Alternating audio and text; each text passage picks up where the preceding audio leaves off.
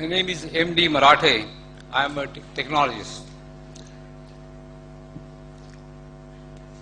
Before I start, I would just like to explain that I would like to take the audience from the sentimental plane to a more scientific and rational plane. I hope I have a permission to that. Today's school books present the following information. In the course of evolution, the animal man, or Homo erectus, evolved 2 million years ago with a brain size of 1000 cc against a size of 400 cc of the apes. Evolution continued with the brain growing to 1400 cc 200,000 years ago, and this animal was known as Homo sapien. The present form of man was evolved about 35,000 years ago and is known as Homo sapiens sapien. Anthropologists have estimated that man developed a speech center in his brain 50,000 years ago.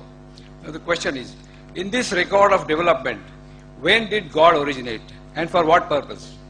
Number 2, the progress of science has made it possible to... Only one question, sir. Any question This is in relation to that. If you cut it short, the answer will not be long.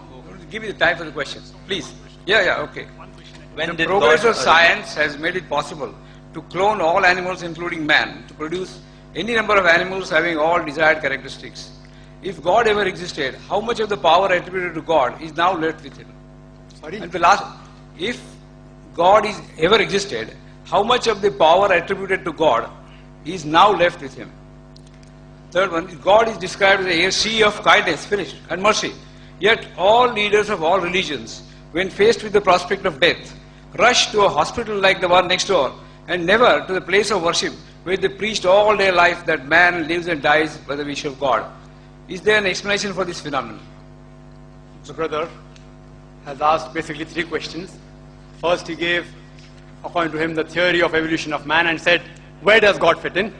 Secondly, after as God has created all this thing, how much of his power has been reduced? Thirdly, that when you get sick, you run to the hospital, not to the temple or church or masjid. 3 part of the question. He said the answer will be short. The question was long. So imagine, to give a detailed answer will take time. Brother, I'd like to tell you that what you quoted about the Homo sapiens, etc. You are talking about the theory of evolution, brother. Theory of evolution. I'm a medical doctor. I have not come across a single book in my life which says fact of evolution. It is theory of evolution. And even I know about the theory of evolution and about the Darwin's theory. Complete answer refer to my video cassette, Quran and Modern Science, Conflict or Conciliation. What Darwin said was only a theory. He wrote a letter to his friend Thomas Thompson in 1881 that I believe in this theory of natural selection because I don't have any proof. Only because it helps me in natural selection, it helps me in embryology, in classification, in rudimentary organs. There's no book saying the fact of evolution. All the books say theory of evolution. That's why if we have to say to a friend that if you are present at Darwin's time, Darwin's theory have been proved right, trying to insinuate to look like an ape. There were missing links. Darwin himself said the missing links. You spoke about the hominids, you only spoke about one wave. I'll tell you about all the 4 waves. The first wave was Lucy. Lucy was first wave which came 3.5 million years. You talk about 2 million years, I'm telling you what scientists have said 3 million years ago. Lucy. It died out by the Ice Age. The second came the Homo erectus. Homo erectus. About 500,000 years. After that came the Neanderthal man, the third wave, about 40,000 years ago. And the last was the Cro-Magnon. But brother, there's no link between all these stages. It's only a hypothesis. According to P.P. Grasset, who held the chair of evolutionary studies in Paris, in Sorbonne University, in 1971, he said, it is letting our imagination run too wild, just based on vestiges to say who our ancestors were. I do know there are some people who speak about Darwin's theory. I'm a medical doctor, I know about that. But do you know there are hundreds of scientists who speak against it? The few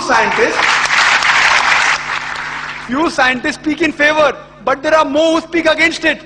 For the complete answer, refer to my video called Quran Modern Science.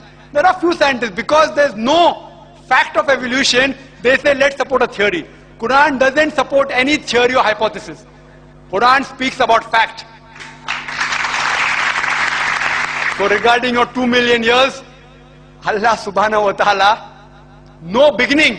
When man came, no one knows the exact date. No one knows. Assumption is there. But Quran says the first man was Adam alayhi salam. First man. And with it came Eve. May Allah be pleased with her. Man hasn't reached that stage. There is not a single statement in the Holy Quran which science has proved wrong yet.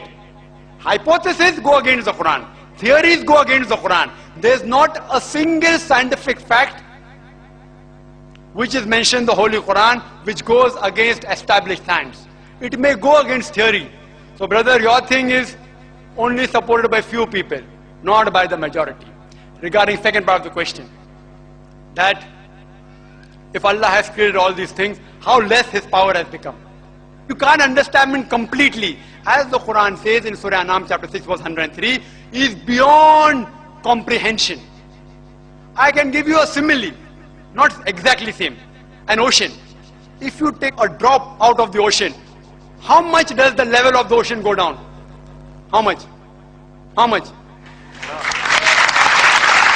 Yet, in spite of this, the difference between Allah becoming less when He creates things and the difference between the level of the ocean becoming less is infinite. The level of the ocean may become 0.00000 somewhere, 0.00 somewhere it will end. But Allah subhanahu wa ta'ala, not even a bit becomes less. He is all powerful. That's Allah subhanahu wa ta'ala. If such a God who becomes less, we don't worship such God who becomes less, keeps on creating, He will sometimes lose His power. So this God is eternal, absolute. As I said in my talk, He is absolute and eternal. Everything depends on Him. He doesn't depend on anything. Where did Allah come? Allah was before the universe created. Where does He fit in? Where did He get created? He is uncreated. You ask me the question, where did He come into existence? He is uncreated. It's like you asking me that when I tell that my friend, he told me that my brother Tom, he gave birth to a child. Is the child girl or a boy?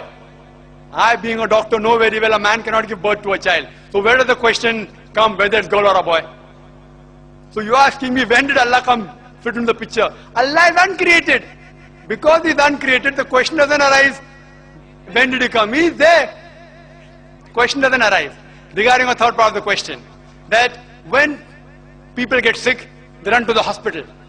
They don't run to the temple. They don't run to the mosque, not to the church. The brother may not be knowing all the people. I am a doctor, I know that when the doctors give up, the thing we doctors say,